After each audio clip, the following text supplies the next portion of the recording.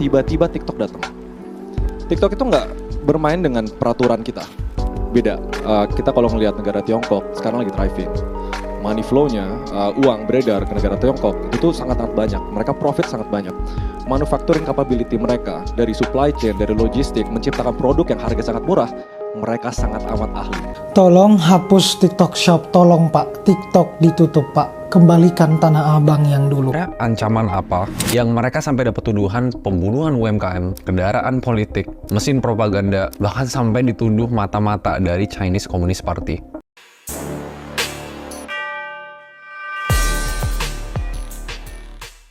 Assalamualaikum warahmatullahi wabarakatuh. Bertemu lagi di podcast Ruang Syariah. Bahagia ngobrolin syariah. Sudah bersama kita bergabung Dr. Ria Syafitri, SHM Hum. Gimana Ibu kabarnya? Alhamdulillah baik. Alhamdulillah ya Bu, sehat. Banyak di pemberitaan Tanah Abang yang tidak pernah terprediksi akan sepi, di mana pada masa lalu Tanah Abang ini dianggap sebagai pusat tidak hanya di Indonesia tapi di Asia Tenggara, Malaysia, Singapura itu berbelanja di sana. Pedagang di sana itu berteriak jualannya sepi, yang biasanya omsetnya sampai 20 juta per hari, 50 juta per hari, hari ini 2 juta. Mereka sangat sulit. Ini diakibatkan karena jual beli online. Ya, meskipun di dalam pemberitaan jual beli online ini yang menjadi dibuat ramai itu adalah TikTok, tapi kita seru untuk membahas jual beli secara online. Menurut Ibu bagaimana fenomena dari jual beli online yang ya kita anggap atau kita sebut memakan korban, yaitu para UMKM. Apakah ada indikasi persaingan tidak sehat dalam transaksi jual beli online ini, Bu? Oke. Memang ini Kak Rina, banyak sekali memang UMKM yang sudah mulai menjerit dan bahkan separuhnya sudah gulung tikar. Persoalan yang utama, kekalahan mereka di dalam marketplace terutama begitu ya, itu adalah faktor harga yang paling utama.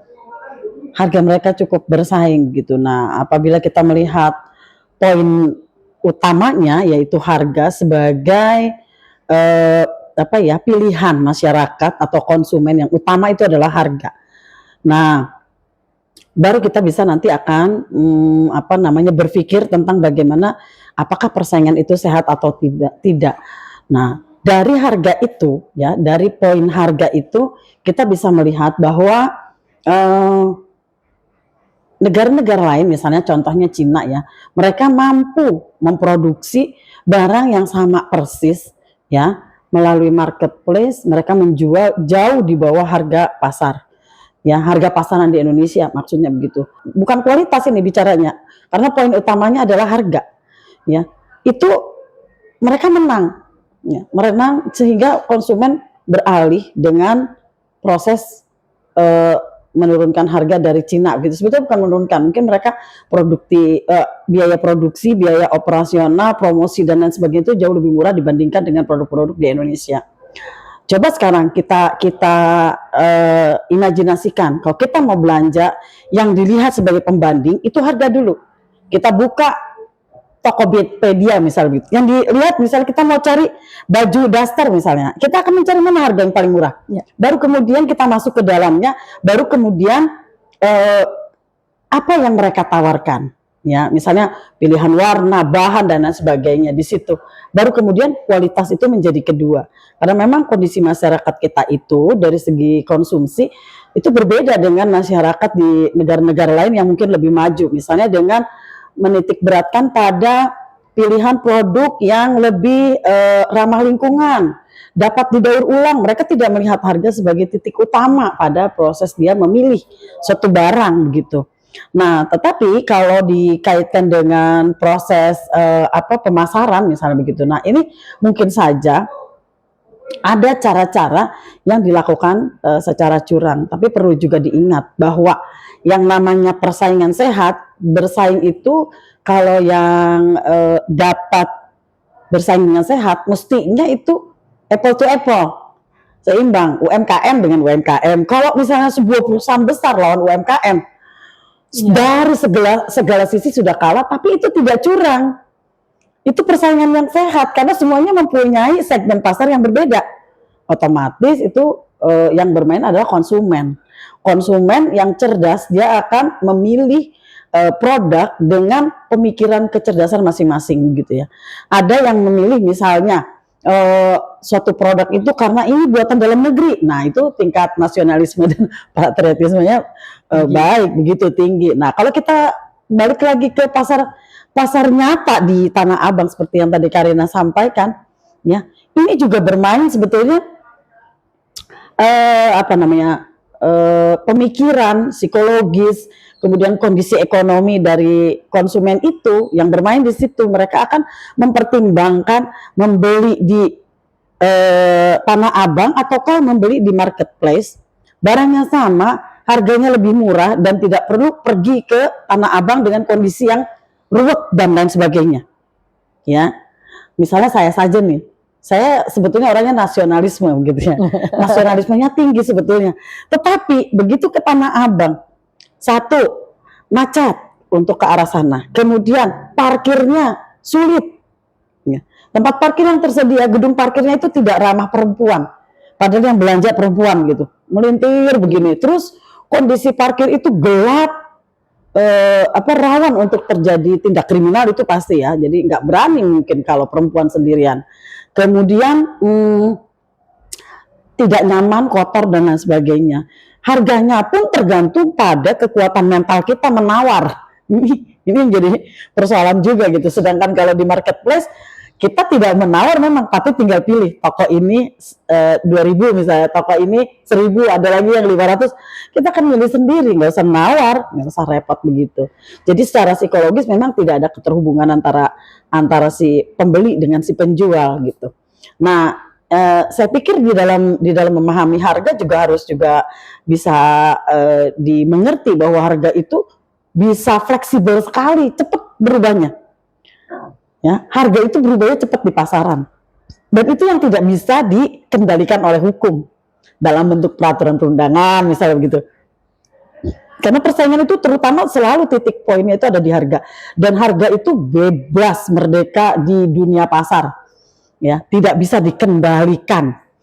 Ya, kalau pemerintah ingin hadir di dalam proses jual beli begitu di dalam dunia perdagangan yang seperti itu supaya dapat memberikan perlindungan pada UMKM, itu bukan dalam proses yang sangat vulgar langsung begitu misalnya ya, langsung misalnya peraturannya harus begini, harus harga dasar harus di bawah 30.000, yang lebih dari ini begini begitu. Udah mengenai harga penetapan yang langsung pada proses teknis menunjuk pada mata uang tertentu, jumlah besaran tertentu, itu saya pikir tidak bisa, dan itu akan memberikan dampak yang justru membuat terjadi satu keadaan yang tidak berkeadilan, gitu. Karena tidak memperhitungkan kejadian lainnya, gitu, peristiwa-peristiwa lainnya di dalam suatu atau sebuah produk yang hadir di tengah atau di depan mata kita itu kan ada proses yang panjang, mulai dari bahannya, kemudian proses produksi, biaya promosi, biaya distribusi, dan lain sebagainya, kemudian akhirnya terbentuk menjadi harga. Nah, tapi dari proses yang panjang itu kemudian misalnya ditetapkan harga 10.000 begitu, itu karena ada satu peristiwa tertentu, misalnya datanglah kompetitor, datanglah pesaing. Ya, kalau misalnya kita ambil contoh misalnya produk dari Cina, datang dari Cina, yang tadinya 10.000 datang Cina 9.000 misalnya, selisih 1.000 aja konsumen akan berpaling. Ya, ini bisa jadi pada orang-orang tertentu akhirnya akan ada dua ya alternatifnya. Satu akan akhirnya menyerah, kemudian menjual berdasarkan pengganti biaya saja, ya, tanpa mengambil laba di situ supaya bisa bersaing dengan harga dari Cina nih, produk Cina. Tapi ada juga yang bertahan untuk mendapatkan keuntungan begitu ya di situ walaupun tipis begitu. Nah, ini yang menjadi persoalan ini adalah bagaimana pemerintah menempatkan dirinya. Apakah di depan pedagang dengan cara menetapkan harga-harga yang ada konsekuensinya bisa jadi ketidakadilan pada pihak lain. Kemudian bisa juga pemerintah itu ada di belakang UMKM misalnya dengan memberikan bantuan supporting yang cukup, misalnya bagaimana mereka bisa memproduksi barang secara efisien supaya harga jualnya bisa bersaing dengan produk Cina misalnya begitu ya. Itu harus harus dipikirkan oleh pemerintah dengan kebijakan-kebijakan yang tentu saja yang berbasis pada peraturan perundangan tertentu yang ditentukan oleh legislatif misalnya. Jadi legislatif itu jadi wakil rakyat itu jangan cuma memikirkan bagaimana mereka jadi wakil rakyat, tapi bagaimana nasib orang-orang yang diwakili. Ya, buat peraturan perundangan yang bisa mengakomodir, yang bisa memberikan perlindungan hukum terhadap UMKM. Nanti pemerintah itu akan melaksanakan secara teknis melalui peraturan-peraturan lain di bawahnya begitu, yang bersifat supporting kalau saya bilang. Supaya apa? Supaya mereka bisa bersaing, bukan menghentikan persaingan itu, karena semuanya sudah terpenuhi kriteria itu persaingan yang normal gitu ya. Tidak ada kecurangan karena mereka hanya lebih murah begitu. Nah, ini yang harus diperhatikan mungkin oleh pemerintah juga legislatif dalam produk-produk hukumnya supaya bisa mensupport. Apakah itu dalam bentuk subsidi ataukah dalam bentuk pelatihan efisiensi, pelatihan manajerial gitu ya. Dan tidak kalah pentingnya bisa juga harusnya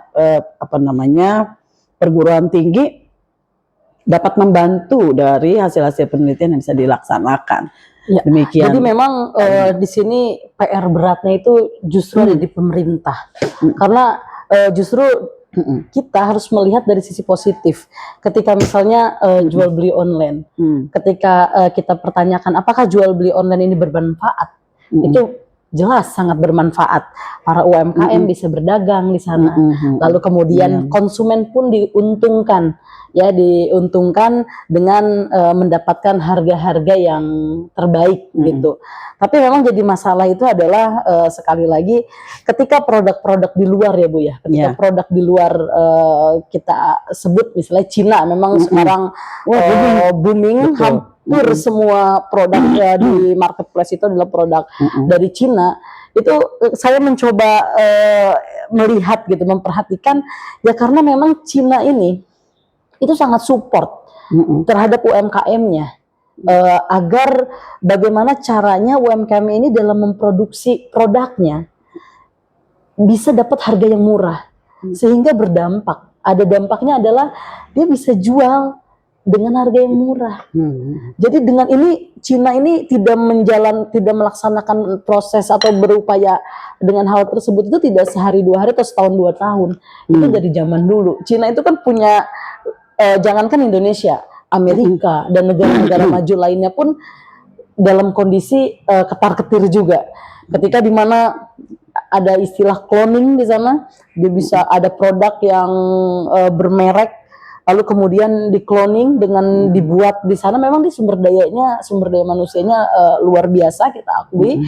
Lalu di cloning dia bisa dibuat dengan produk yang hampir sejenis, bahkan bisa lebih baik lagi speknya itu dengan harga yang murah. HP Apple dikeluarin 10 juta atau 15 juta. Dikeluarin ada HP yang produk Cina bisa 2-3 juta. Jadi memang peran pemerintah dari Cina itu sangat support gitu. Jadi ketika ada gak indikasi Cina ataupun dalam jual beli online ini terjadi perdagangan tidak sehat, itu sulit membuktikannya. Tidak bisa dibuktikan karena memang Cina udah sebagai negara ya itu hadir untuk UMKM-nya. Lalu pemerintah kita gitu, makanya melanjutkan, saya setuju betul dengan yang tadi Ibu Dr. Ria sampaikan, pemerintah itu harus hadir, bukan TikToknya yang ditutup, tapi kita harus kembali sebagaimana pemerintah hadir untuk para UMKM ini. Jadi PR pemerintah itu bagaimana buat aturan ataupun kebijakan yang luarannya UMKM dalam memproduksi itu dapat harga murah. Kalau caranya atau sekarang sudah mulai isu-isu yang dikeluarkan ya Bu ya, isu-isunya itu eh, TikTok tidak boleh, tidak ada dia TikTok shop gitu, tidak itu nggak boleh jualan karena TikTok itu dianggap sebagai media sosial. Bukan itu penyakitnya gitu. Jadi penyakitnya itu adalah SDM kita, ya mental kita itu memang harus betul-betul ya memang persaingan global hari ini luar biasa. Itu harus sadar betul kita, harus sadar pemerintah bagaimana caranya agar produksi para UMKM ini bisa murah, dan UMKM juga dengan kondisi hari ini ya jangan berpaku oh ini kita harganya jadi mahal gitu ya, harus berani diturunkan juga gitu. Jadi memang kondisi-kondisi seperti ini kondisinya berat gitu Bu. Ya. memang seperti itu keadaannya, dan itu kenyataan yang tidak bisa dihindari, sebetulnya nggak bisa dihindari, harus dihadapi dengan berbagai strategi sebetulnya begitu. Misalnya seperti TikTok, kalau dalam pemikiran saya itu justru adalah sarana promosi termurah, dan itu bisa memotong harga. Ya. Karena itu promosi murah, nggak perlu pakai iklan billboard di tengah jalan raya, tidak perlu masang iklan di televisi swasta dan lain sebagainya. Itu nggak perlu. Dengan TikTok aja punya paket data begitu ya. Itu bisa, terus aplikasi TikTok yang masukkan, dia jualan di situ. Itu justru menurut saya harus dipandang sebagai cara promosi yang murah meriah dan bisa menekankan harga, bisa menekan harga gitu. Karena dalam sebuah proses pemasaran yang paling mahal itu adalah promosi. Ya, itu punya anggaran tersendiri yang besar, cukup besar. Ya, promosi itu besar, dan itu merupakan salah satu unsur untuk menetapkan harga. Ya, untuk menetapkan harga. Mungkin ada juga dari sisi lain yang perlu kita pahami kenapa di Cina itu bisa dapatkan atau bisa menetapkan harga murah dengan produk yang mirip sama gitu dan bahkan lebih baik. Satu-satunya adalah unsur tenaga kerja. Tenaga kerja di sana murah. Kenapa murah? Karena mereka tidak bisa demonstrasi seperti di Indonesia. Mereka ideologinya komunis. Tidak ada partai lain selain partai komunis. Mereka karena dalam kerangka ideologi ideologi komunis, mereka tidak bisa menyampaikan pendapat apakah itu cukup atau tidak. Kecukupan atau ketidakcukupan, kesejahteraan atau tidak sejahtera dalam suatu kerangka berpikir seseorang atau sebuah bangsa itu bisa berbeda-beda. Kalau orang Indonesia dinamakan sejahtera ya bisa punya rumah, punya mobil misalnya begitu. Tapi kalau di Cina yang namanya sejahtera berarti bisa makan dan bisa sekolah gratis, mendapatkan layanan kesehatan gratis. Salah satu caranya adalah apapun dikuasai oleh pemerintah. Pemerintah yang menetapkan gaji dari orang-orang yang bekerja untuk pemerintah, untuk kepentingan bersama, untuk kepentingan negara, gitu. Nah, di Indonesia tidak bisa. Bagaimana kita mau menekan harga secara perhitungan ekonomis? Itu sebetulnya sulit, gitu. Karena tenaga kerja di Indonesia selalu minta meningkatkan gaji. Itu pun sebetulnya manusiawi sebetulnya, karena memang mereka butuh hidup, gitu. Menurut mereka kan tingkat kesejahteraan adalah makan 4 sehat 5 sempurna, punya kendaraan, punya rumah sendiri misalnya begitu, punya anak 2 semuanya bisa sekolah. Nah itu tidak cukup kalau misalnya dengan UMR gitu. Jadi menangani masalah harga di pasaran supaya kita bersaing dengan produk-produk Cina itu harus dipandang dari berbagai sisi sehingga nanti penyelesaiannya itu lebih terpadu, tidak sepotong-sepotong. Ya, dalam pengertian sepotong-sepotong itu TikTok dilarang, nah itu cuma sepotong tapi nggak memberikan pengaruh yang cukup gitu. Tapi harus udah ada semacam blueprint dari pemerintah gitu, misalnya dalam hal ini Kementerian Perdagangan misalnya gitu. Ini bagaimana proses penanganan awalnya? Mungkin bisa dilakukan dulu adanya perubahan pada peraturan perundangan. Kemudian peraturan perundangan juga dilihat dari segi bagaimana perdagangan melalui digital yang sekarang ini kan kita cuma punya satu nih, undang-undang ITE gitu ya. Itu sudah tidak mengakomodir karena hitungannya sudah lama ya, sehingga tidak bisa mengikuti atau mengimbangi kecepatan transaksi ekonomi berbasis digital dengan peraturan perundangannya. Iya. Ya. Nah, ini juga persoalan dari segi peraturan gitu ya. Nah, karena kita negara hukum dan hampir semua negara modern juga akan menggunakan peraturan hukum sebagai dasar untuk bagaimana pemerintah bekerja. Ya, bagaimana pemerintah untuk menetapkan program-program perlindungan begitu. Nah, di sisi lain bukan berarti hanya UMKM itu diam saja dan menunggu dilindungi. Seharusnya tetap berusaha ya, walaupun mungkin tidak optimal kalau tidak dibantu oleh pemerintah ya. Yaitu tadi dia mereka istilahnya kalau mau bertarung kita latih dulu mereka untuk bertarung supaya apple to apple tadi persaingannya jadi setara begitu dan muncul menjadi keadilan kan begitu. Akhirnya kita bisa bersaing misalnya dengan produk-produk dari luar negeri misalnya begitu. Nah, ini yang menurut saya tuh berada di belakang ya, berada di belakang UMKM. Mau tidak mau cepat atau lambat harus dilakukan oleh pemerintah, membackup mereka dengan berbagai pelatihan agar mereka itu memahami setidaknya bagaimana memanage mengelola suatu usaha agar dapat menekan biaya. UMKM kita itu juga tidak tahu poin-poin apa yang harus mereka perhatikan agar dapat menekan harga dan harga itu bisa diterima dan dipilih oleh masyarakat. Ya. Mereka bikin aja nih ya, oh modalnya segini, pendapatannya segini, target penjualan segini misalnya begitu ya, sudah mereka secara kasar begitu.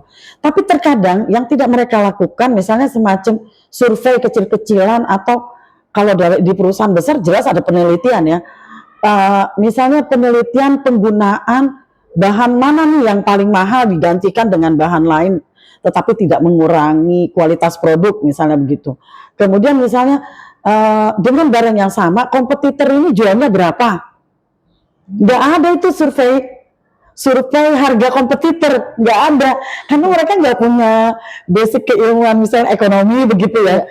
Boro-boro mau lihat hukumnya gitu, lihat peraturannya kan nggak juga gitu. Nah, di situ seharusnya pemerintah hadir ada di belakangnya. Di balik itu dibuat informasi untuk para UMKM itu. Jadi kalau misalnya dari usaha adalah harga. Bagaimana terkait pengaturan harga dari sebuah produk itu adalah seperti apa? Kalau dalam Islam ada jadi ada semua. Itu ada misalnya ada semua bahan pokok jadi naik sangat tinggi. Mohon untuk harga tersebut harga bahan pokok tersebut diturunkan. Lalu Rasul menjawab tidak, Rasul tidak menetapkan harga meskipun pada saat itu harganya tinggi. Kenapa? Karena misalnya jika Rasulullah menetapkan harga atau jika pemerintah menetapkan harga, itu berarti ada pasti ada pihak yang dirugikan. Misalnya harga dulu, misalnya diturunkan bawah, dan itu adalah konsumen. Tapi yang dirugikan adalah pelaku usaha. Maka Islam pun sudah membahas kalau Islam membahas berkaitan dengan harga yang pasar ada yang besar, ada yang dengan harga yang adil itu dibahas harus dengan harga yang adil itu ada dibahas. Nah, kalau berkaitan dengan pemerintah terhadap harga, apakah itu tidak bisa dilakukan karena terkait kasusnya apa? Ya, itu pemerintah berlaku untuk mencari pihak yang mengangkat harga dan kalau belum sudah menetapkan harga sebenarnya di atas 30.000 bisa sampai ada punya boleh subsidi harga itu subsidi mereka benar-benar itu harga itu ada kondisi pemerintah menetapkan harga kenapa? Karena pada saat itu ada banyak pihak yang melindungi bahkan berlari kenapa bahan baku itu dijual ke luar negeri dan sampai bahan baku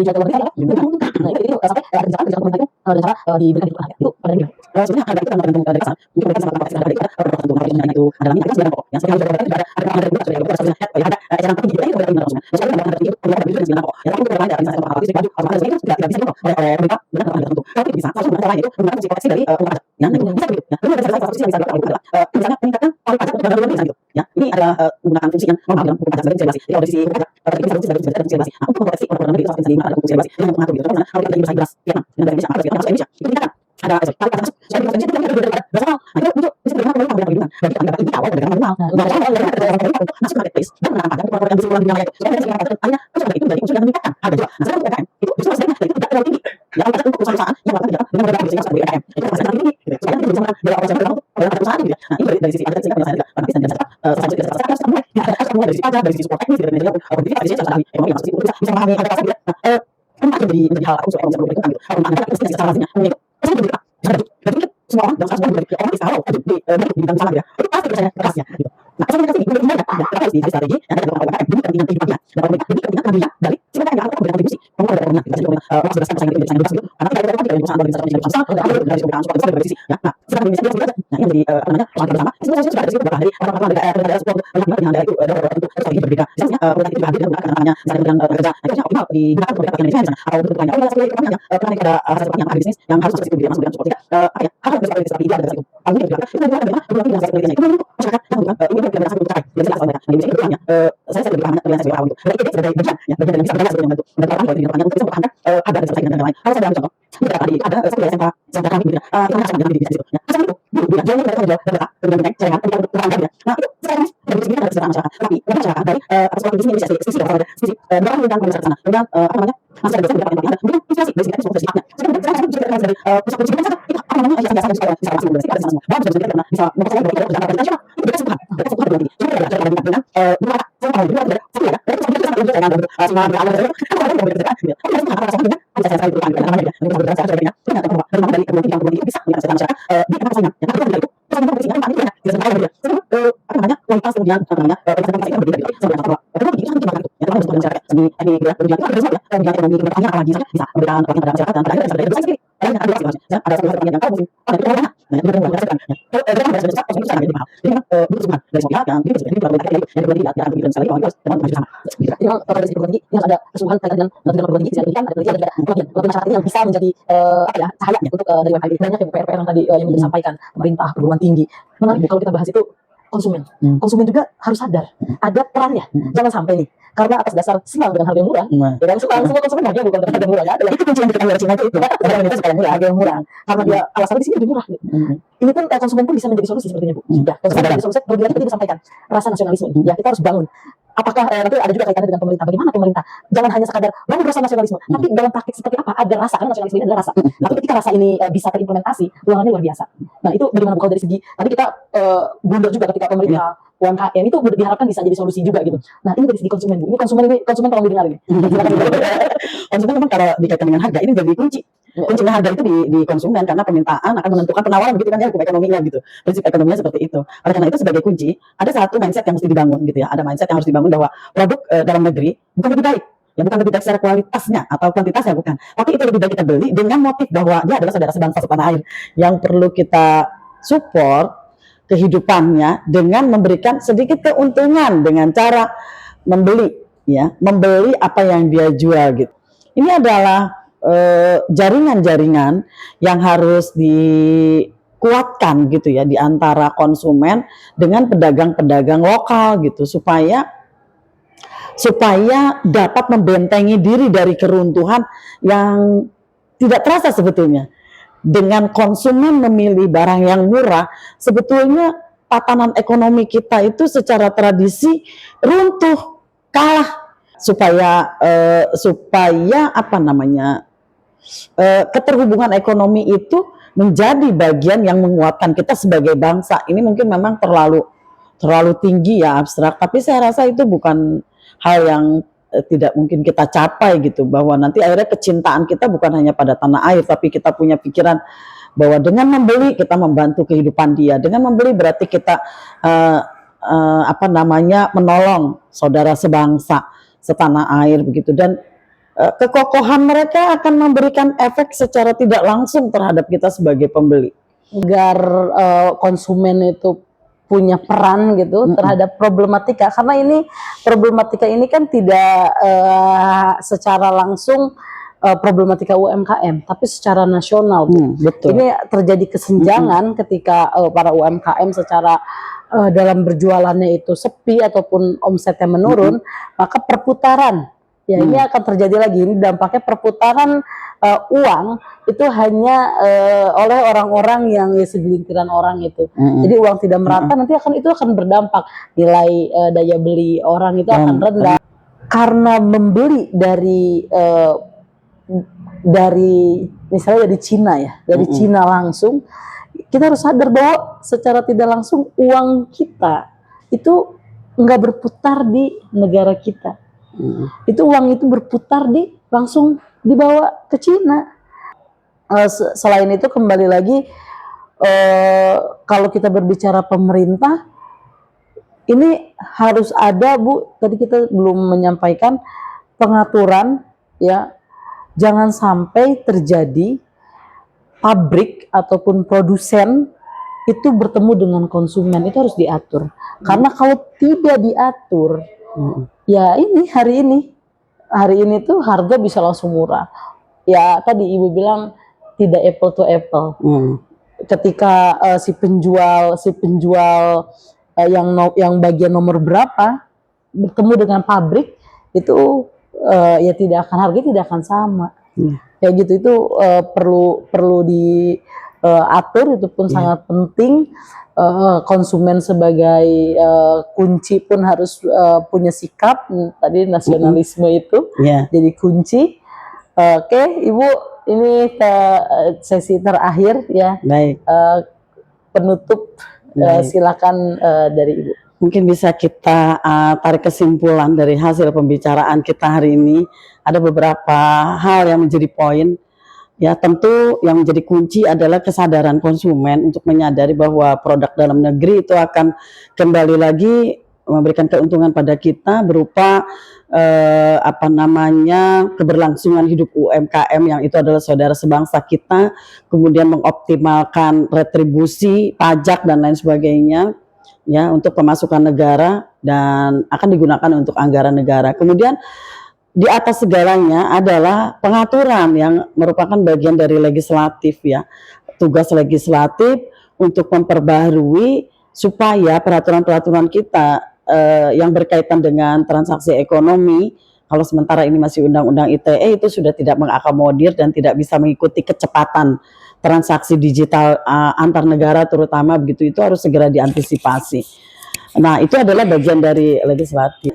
Poin yang berikutnya yang juga tidak kalah penting peran dan strategi dalam perlindungan terhadap UMKM itu adalah pemerintah. Pemerintah dalam memfasilitasi, kemudian memproteksi, dan sekarang memproteksi bukan cuma hanya sekedar pakai peraturan perundangan, karena ini berbasis digital, harus juga diproteksi secara digital, baik untuk kepentingan pemasukan negara kita melalui pajak dan retribusi, juga memberikan proteksi bagi konsumen kita agar perlindungan konsumen juga tetap terjaga. Kemudian yang harus dilindungi juga oleh pemerintah melalui teknologi itu adalah penjual-penjual ya. Bagaimana penjual besar dari negara-negara lain yang merupakan tangan pertama atau produsen yang pertama itu tidak terhubung dengan konsumen kita secara langsung. Jadi tetap harus menghubungi importir, kemudian supplier dan lain sebagainya di Indonesia. Walaupun sepertinya ini memang terlampau berlebihan gitu perlindungan semacam itu, karena barang itu gak akan mampir di pelabuhan begitu ya, dalam bentuk gelundungan dalam tanda kutip sampai ke tangan orang lain. Ini bentuk nyampe di pelabuhannya itu adalah dalam bentuk kiriman-kiriman pada orang per orang. Ini juga harus ada filter-filter dalam dalam suatu skema teknologi, bukan skema hukum lagi begitu. Regulasi kan hukum itu hanya, tapi bagaimana betul-betul itu menjadi nyata, itu semuanya basisnya teknologi. Nah, ini perlu juga mungkin sentuhan dari perguruan tinggi yang memang rajin melakukan riset di bidang teknologi komunikasi semacam itu. Demikian, Kak. Terima kasih Ibu atas closing statement-nya dan juga waktunya atas diskusi kita. Sama-sama. Semoga Ibu sehat selalu, sukses, Amin, dilancarkan amin. semuanya. Diakhiri, wassalamualaikum warahmatullahi wabarakatuh.